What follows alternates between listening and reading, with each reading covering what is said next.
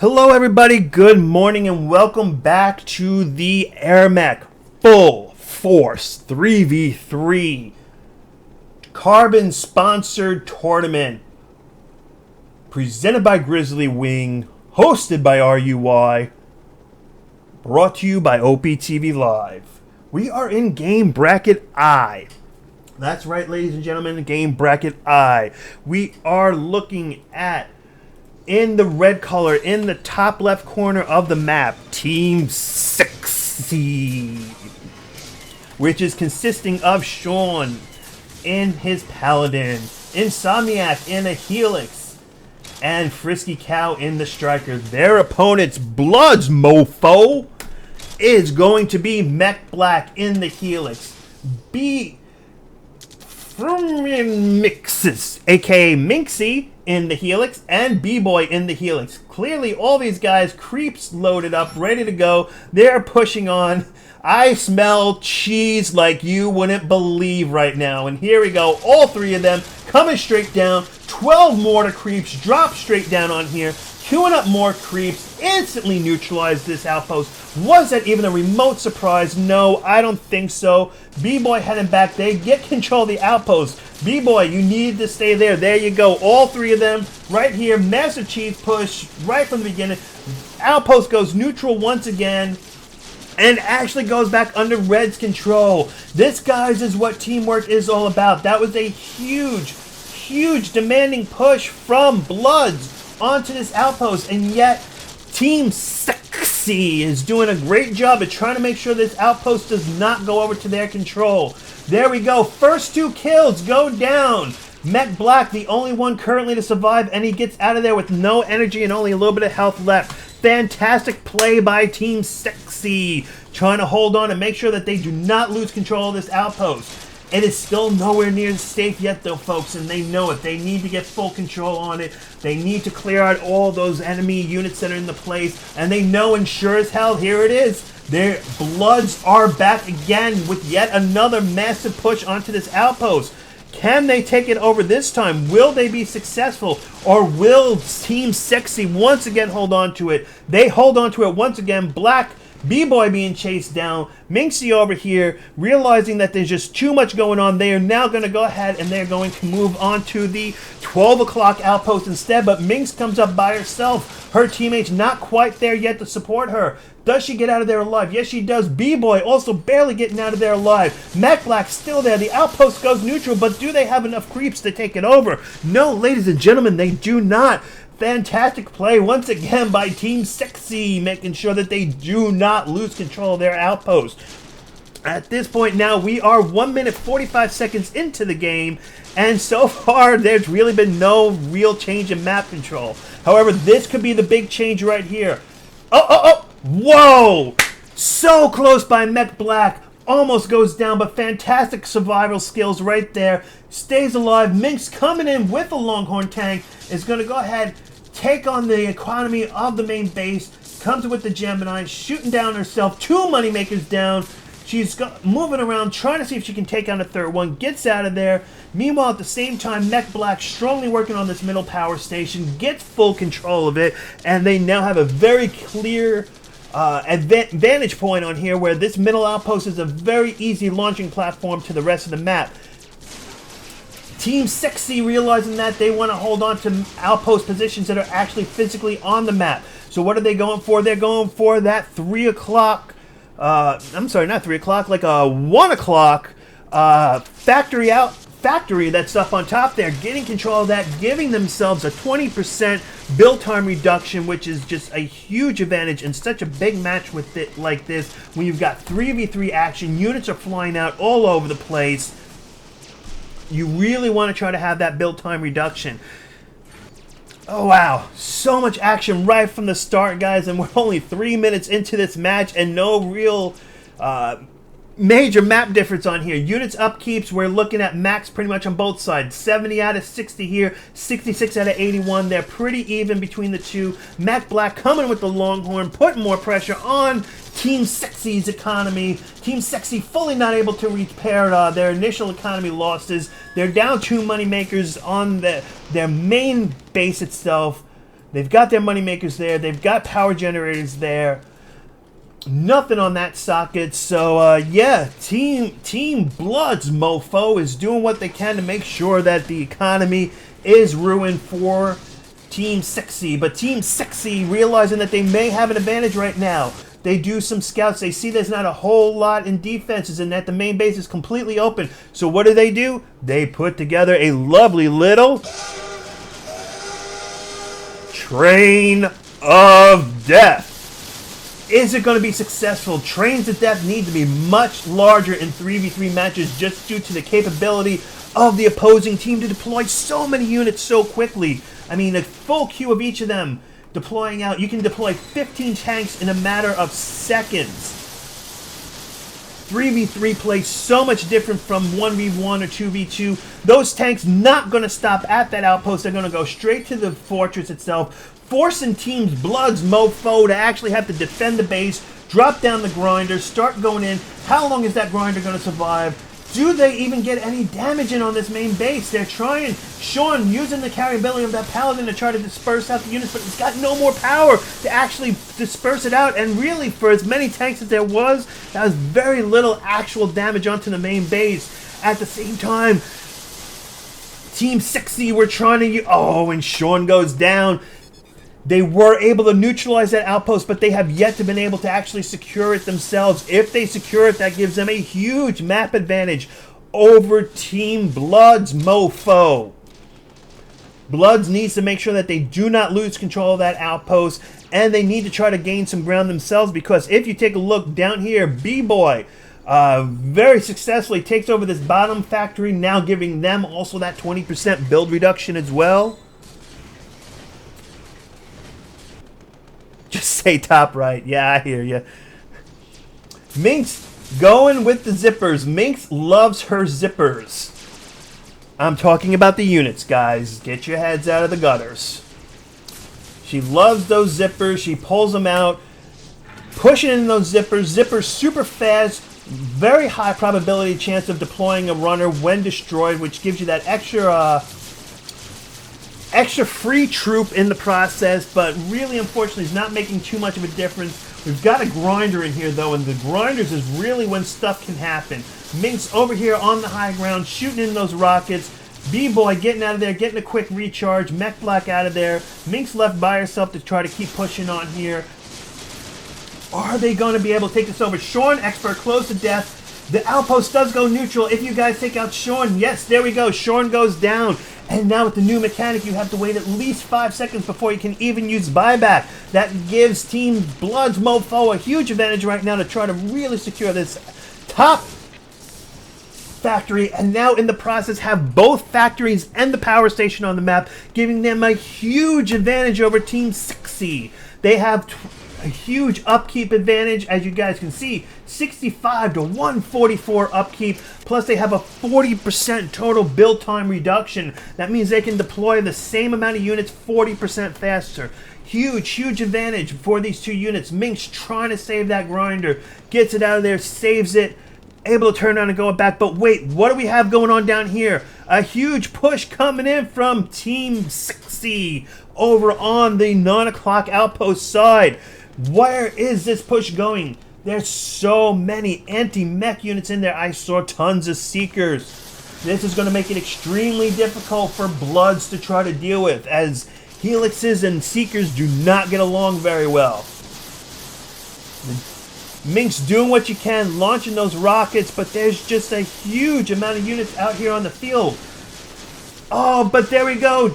Bloods bringing out the grinders. These grinders are the bane of all of the tanks and all your pushes between those tanks, between those grinders, and then the heavy mines being deployed by B-Boy. Pretty much that entire push turned into really nothing much more than a smoking graveyard. The only units to really survive were those 3 tanks that Sean picked up and used that carryability of the Paladin to bring through. Other than that, Bloods have a massive map control here. You can just see it if you draw the line right here. Bloods easily has 2/3 of the map and a huge push advantage What are they going to do with it? Are they going to push in on it? Or is Team 60 going to find a way to come around about it and make things still happen? Here are the mortars. They're coming in. Once again, the outpost that started the whole game, the focus for the first 3 minutes of the entire game. This outpost right here is now being repressured again. Oh, and there we go. Those heavy mines being used in the exact reverse by Insomniac and Frisky Cow, showing us once again the power and capability of these giant heavy mines. Frisky Cow using that huge energy sword slash capabilities, taking out all those healing units, and pretty much most of those units were destroyed. Single grinder makes it through in the end. Not really going to be too much danger. But more importantly, even with that being down, Blood's not letting up off this outpost. They want that outpost. They're pushing hard. B-Boy coming with more mortars. They're just mortaring it to death. They've got it taken over. They've now got to try to make sure that they clear out all of those defenses before they lose control of it once again. Mech Black does go down to Frisky Cow. Frisky Cow showing us that amazing abilities of the Striker, the power of its guns, the power of its missiles. Taking a look, Frisky Cow has gone all the way up to level 2 on that ultimate ability of the missile strike, so he's able to shoot 4 missiles at once. Oh, and two members of Team 60 go down at once, giving Bloods a slight power play advantage. Even with that being said, Frisky was able to go ahead and completely resecure that outpost, making sure that they still don't give up any additional ground. This is really when one person's player bad decision or good decision could really change the game. Right now, looking at unit upkeep, 72 to 100. Bloods do have a 4 to 3 unit advantage over Team 60, but that's not a huge advantage, and that's why they're not really pushing yet. Team 60 doing what they can with the units they have on the field, bringing out generators, keeping that unit cap up high. 3v3, you definitely want to have generators because it's very easy to hit your unit cap. Frisky Cow does not get out of there. B-Boy showing that huge speed advantages with the Helix, that even though when you're shooting and the Helix normally being slow, the Helix was able to actually catch up and take while shooting and still shoot down a Striker on full retreat. So right now these guys are clearly showing us how the advantage of that Raven and the Jingle Bells, and I would also assume the Helix turbine engine and most likely lightweight chassis and alien metal all playing a factor to make these Helixes incredibly fast. And here it is, guys, a huge push onto that outpost. Are they going to be able to take it over? Or with that stasis hammer coming out, are Team 60 going to once again be able to hold on to that ground and not lose anything? The outpost does go neutral, but they are still not able to successfully take it over yet. But folks, that is a huge amount of grinders that are in here, and missiles are just flying everywhere. This just may be a little too much for Team 60 to hold on to it. And Minx just dies. Doesn't even say any unit or anything that hit her. She just flat out dies. Huge gameplay. I told you guys this was going to be an amazing match. Mech Black solo cannot get out of there. Frisky Cow with yet another kill. But guys, Team 60 needs to do something fast. Right now they are at a huge unit disadvantage. It's a 2.5 to 1 unit upkeep advantage from Team 60 to Blood's MOFO. Sean waits until... Unfortunately, Sean waits literally into the very last second to get out of there. Is a little too late. Goes down. Frisky Cow back, Insomniac. And right now, Blood's MOFO has huge map control. Taking a look on the map here, what is it that Team 60 could do? How could they come back out of here? Well, power stations would be huge, and that power station is fairly lightly defended. But it doesn't matter if you have any chance to do it or not when you've got a huge line of tanks coming in. Where are these tanks heading to? Are they going to stop at the main base, or are they just going to go around and its Blood's going to try to go for complete map control? Frisky Cow, once again, using his ultimate ability, takes down Mech Black in a beautiful display of just pure explosionism. And now Frisky deploys out his mines. He gets out some jackals on patrol path. Even a Devastator comes out. How often do you see Devastator in highly competitive 3v3 play? Not very often, folks, but that is right. A Devastator is out on the field. How long will it survive? How much damage will it do?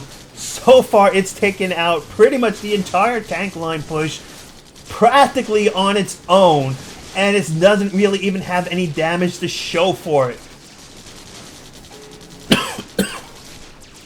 However, we've got two zippers down here busy shooting on the base for like 2 damage each time that it hits. Little tiny damage.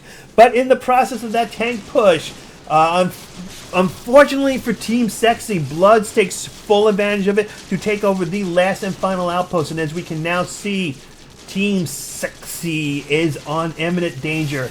In 15 seconds, and Sean with fantastic pushing on there. Does everything that he can and neutralizes that outpost single-handedly to actually go ahead and reset the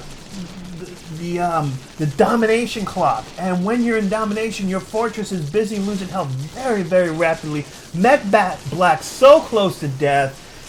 Waits so long before he gets out of there. Frisky Cal comes in, gets the kill. Minx goes down.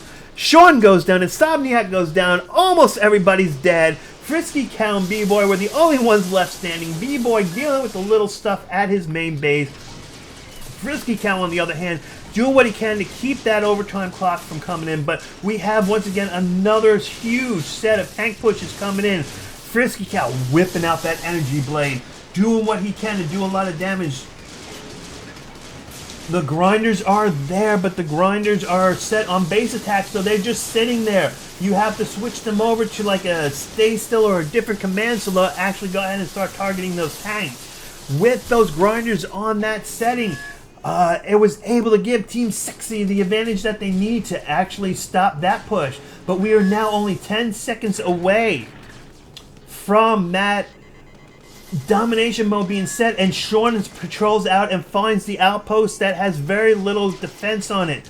Meanwhile, Insomniac trying to do what he can at this outpost right here, but we are now in domination mode, imminent danger. Red's fortress is going to take about 10% of damage every few seconds on here, and you're going to see that red bar just drain out so quickly.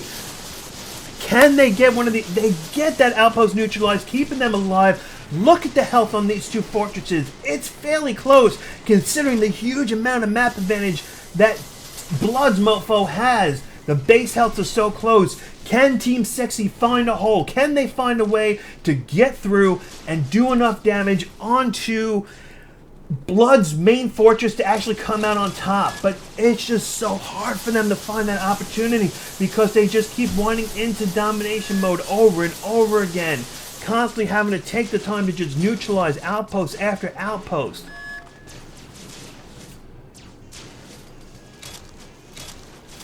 Frisky Cow moving in. These close outposts are hugely defended now. It's going to take a huge amount for Team Sexy to actually break through. Mech Black double killing, getting Insomniac and Sean. But he waits too long to recharge. But no, wait. Oh, no, Frisky Cow still that. No, he gets up just at the right time. Full recharge, full health, back in action. He got his mech back. Great, great timing. Minx now just using drops onto the main base itself, realizing that the base is low, the health, it's the right time to do it. Hitting down, base health down 5%. Huge amount of health drop at the same time here. 3, 2, 1, and GG's go up. And there you go, ladies and gentlemen. There are your winners of Bracket I of the AirMech Full Force 3v3 Carbon-sponsored tournament hosted by RUY, presented by Grizzly Wing, brought to you on OPTV Live. Stay tuned for Bracket K.